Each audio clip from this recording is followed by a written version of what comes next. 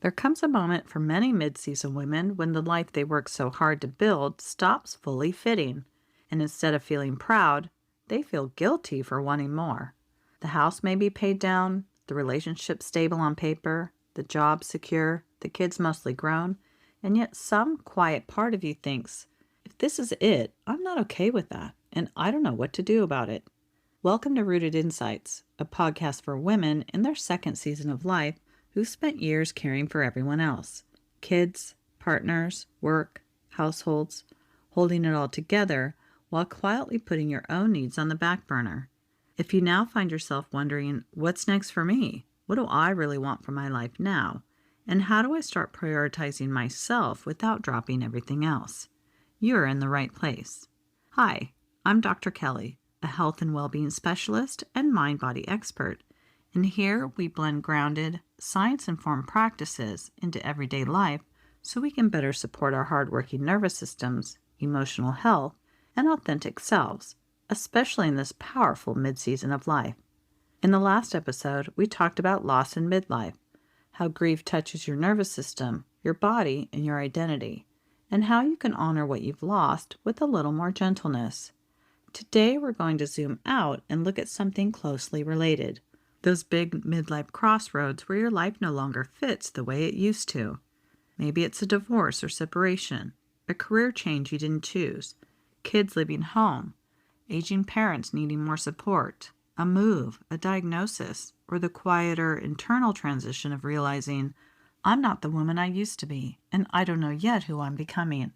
We're going to explore why these midlife thresholds can feel so destabilizing to your nervous system, and how to reframe them as initiations, not proof that you failed at life, but invitations into a more honest, aligned, soul-level version of yourself. So take a slow breath in and a slightly longer breath out. As you listen, you might keep one transition in mind, the one your body quietly circles back to when you take a quiet minute and you're being honest with yourself. Let's start with the story pattern that shows up in many mid-season women. On paper, everything looks fine. There's a long-term relationship or marriage that looks stable from the outside. Kids in their teens or early 20s, a job that pays the bills and maybe even offers benefits. A home that's more secure than it used to be. You spent years doing all the right things, showing up, working hard, being the reliable one. But over the last few years, a quiet restlessness has been growing. Sunday nights, there's a heaviness in your chest about the week ahead, even though nothing dramatic is wrong. At home, your identity as a full-time hands-on mom is dissolving. Your kids are more independent and need you differently now. Around your extended family, you've become the informal coordinator of appointments, texts, and care for aging parents or relatives. One day, sitting in your car outside the grocery store or in a parking lot between errands, a sentence rises that you can't push away. If this is it, if life just keeps going exactly like this, I'm not okay with that, and that terrifies me. Immediately, the inner critic jumps in. You should be grateful lots of people have it worse. You built this life. Why are you complaining now? Or it's too late to change anything. You're too old. You're being unrealistic. On the outside, you keep going. On the inside, you feel like you're standing at a crossroads you never prepared for, with no map and no idea what to do next. If any part of that resonates, if you've had your own "is this it" moment, you are not alone. Today is about understanding what might be happening in your brain, your nervous system, and your deeper self when you hit these midlife crossroads, and how you can walk through them as thresholds, not evidence that you've got life wrong. From a mind-body perspective, major transitions are stressful, not just because of what happens on the outside, but because of the uncertainty and identity shifts they create on the inside. A few pieces in clear language about this is that your nervous system prefers the familiar. Predictable patterns feel safer than unknown ones, even when those patterns aren't ideal. So when a role, relationship, or routine changes, your system can respond like it's under threat. Heart rate up, sleep disrupted, digestion off, and mood more volatile. From a brain perspective, your survival systems like predictability because it lets them conserve energy. When routines change, your stress circuits, including parts of the amygdala and stress hormone pathways, often light up first. That's why even good changes can feel physically unsettling at the beginning. Your brain has spent years wiring who I am and how life works. Neural pathways form around being a partner, parent, professional, caregiver, and problem solver. Midlife transitions often require rewiring those pathways, which can feel like brain fog, indecision, or emotional whiplash while new patterns form. Researchers have found that brain regions involved in attention, memory, and emotional regulation shift during the menopause transition and midlife. And some women experience temporary dips in clarity and focus before their systems find a new steady state. So if you feel mentally different in this season, it may be your brain actively updating its maps, not simply failing. And when we look at adult development, research suggests midlife is a natural reevaluation period. Many people in their 40s and 50s shift from external markers of success, like titles, achievements, doing it all, to more internal measures like meaning, authenticity, and contribution. Psychologists sometimes describe this as a shift from an achievement phase to a more meaning phase, where your brain and values start prioritizing authenticity, contribution, and inner alignment over just checking boxes. That inner shift can show up as questions, restlessness, or a desire to live differently, even when nothing looks wrong on the outside. So if your body feels more reactive, your mood is up and down, and you're asking big questions you never used to ask, that doesn't automatically mean you're in a crisis. It can mean your system is doing the large, complex task of reorganizing itself around a new season of life. There are also a few science-based practices that can quietly support your brain and nervous system during transitions. One such practice is movement and strength training.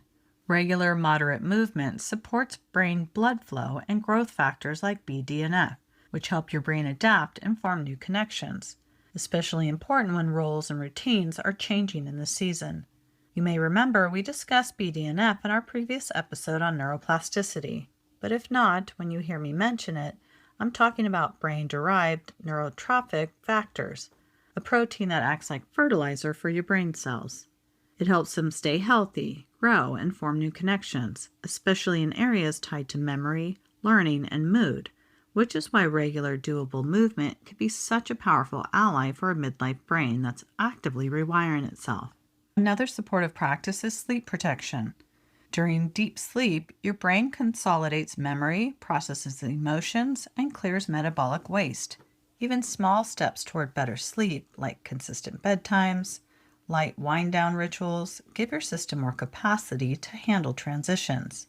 And then there's the practice of naming and labeling emotions. Research on affect labeling shows that simply putting words to what you feel, I'm scared, I'm sad, I'm restless, can reduce activation in threat centers of the brain and increase regulation in frontal regions. This means language like threshold, liminal, and initiation is not just poetic. It can help your brain organize experience more safely. For many women, the complication is this. You're going through this internal reorganization while still carrying full responsibilities. Work, home, caregiving. You may not have been given language for this kind of transition. It can look from the outside like you're just moody, ungrateful, or having a midlife crisis, when what's actually happening is much deeper. Your nervous system isn't just reacting to one change. It's processing a shift in who you are in your own life. So let's talk about a different frame, one that can sit alongside the science and give your soul some room to breathe. Across cultures and traditions, significant life changes have often been seen as initiations or rites of passage. There's usually a separation from what was familiar, a liminal space, a messy in-between where the old no longer fits and the new isn't fully formed, and then a return or integration as a changed person with new insight, responsibility, or freedom. Midlife transitions often follow this exact pattern, even if no one names it that way. The separation might be a divorce, a layoff, kids moving out, a diagnosis, or simply the internal realization, I cannot keep living like this. The liminal space is that stretch where you feel untethered, grieving, questioning, experimenting, sometimes feeling like nothing in your life makes sense anymore. The return is when you begin to live more in alignment with what now feels true and authentic for you, as you are now. Different boundaries, a new rhythm, redefine success, fresh relationships, or creative work. When you see your transition only as a failure, like my marriage failed, my career stalled, I wasted my prime years, your nervous system stays in shame and self-attack, which keeps you stuck in fight, flight, or freeze. When you see the same transition as an initiation, the story shifts from I broke it to something in my life completed a chapter, and I'm being invited to grow. It shifts from I'm behind to I'm in a liminal place. I'm allowed not to have all the answers yet. And it shifts from I should know exactly what's next to I'm learning to listen, experiment, and co-create what's next with my body, my values, and my intuition. This doesn't magically make things easy, but it does move you from what's wrong with me to what is this threshold asking me to see, release, or reclaim. So let's bring this down into some simple daily life practices. You don't need to do all of these. Think of them as invitations for your current crossroads. Practice number 1, name your threshold. Take a moment, later with the journal or just now in your mind, and complete the sentence as honestly as you can. The threshold I'm standing at is the threshold between blank and blank. For example, between full-time hands-on mom and being a mom to adult kids. Or between staying in a job that drains me and exploring work that fits my nervous system and values now. Or between being the one who holds it all together and being a woman who allows herself to be supported too. Writing or saying this out loud gives your brain and body a clear map. Oh, this is the doorway I'm in. No wonder it feels wobbly. Studies on affect labeling show that putting words to your inner experience, naming both the emotion and the situation, can reduce reactivity in threat centers of the brain and increase activation in regions linked with regulation and perspective. In simple terms, language helps your nervous system feel a bit safer with what it's sensing. Practice number 2, past, present, next reflection. This is a simple way to honor what got you here, see where you are, and create one gentle step forward. On a page, make 3 short sections. The first is your past, what got me here. List a few truths, responsibilities you've carried, decisions you've made with the information you had, and ways you've survived. And then include some compassion. I did the best I could with what I knew then. Next is your present. What feels true now? How does your body feel about business as usual? What are you no longer willing to override? Your health, your values, your need for rest, or your desire for more honesty or creativity? And then your next section. What's one 5% shift? Instead of designing your whole future, just choose one small step that honors this threshold. Having a real conversation you've been avoiding. Saying not this to one misaligned request. Or exploring a class, a training, or idea that matches the woman you're becoming. You don't need a 5-year plan. You need one honest next step that's aligned with who you are now. And practice number 3, the nervous system check for big choices. Before making or reacting to a big decision in this season about work, relationships, moving, or caregiving, try a quick nervous system check-in. Start by pausing for 30 to 60 seconds. Feel your feet on the floor or your body on the chair. Take 3 slower breaths in, letting your exhale be a slightly longer out. Then ask yourself, when I imagine staying exactly where I am, how does my body feel? And when I imagine making a change, even a small one, how does my body feel now? This kind of quick body check-in engages your interoceptive networks, the brain circuits that read internal signals like tightness, ease, and breath, and brings them into conversation with your thinking brain. Over time, it trains you to include your nervous system's data, not just your fears or obligations in big decisions. You're not looking for perfection. You're noticing which option feels like tightening and which feels like even a small sense of space or relief. That sensation is part of your intuitive compass. It doesn't replace practical considerations, but it deserves a vote at the table. You can pair this with one small movement or breath practice, a 60-second shoulder roll, gentle walking in place, or a few longer exhales to really give your nervous system a signal of safety before you decide. And as we close, you might take these questions into a walk, a shower, or a quiet moment before bed. If I stopped seeing this transition as proof that I failed and started seeing it as an initiation, what changes in how I talk to myself? And what's one role, relationship, or pattern I've outgrown? And how is my body trying to tell me that? And what's one small, doable step that would honor the woman I'm becoming, not just the woman I've been? Remember, you're not supposed to sprint through a threshold. Crossroads by nature are places to look around, listen, and choose, not places to rush blindly through. If this conversation helped you feel a little less alone in your midlife crossroads, or gave you language for what you're walking through, I'd love for you to keep walking with me here on Rooted Insights.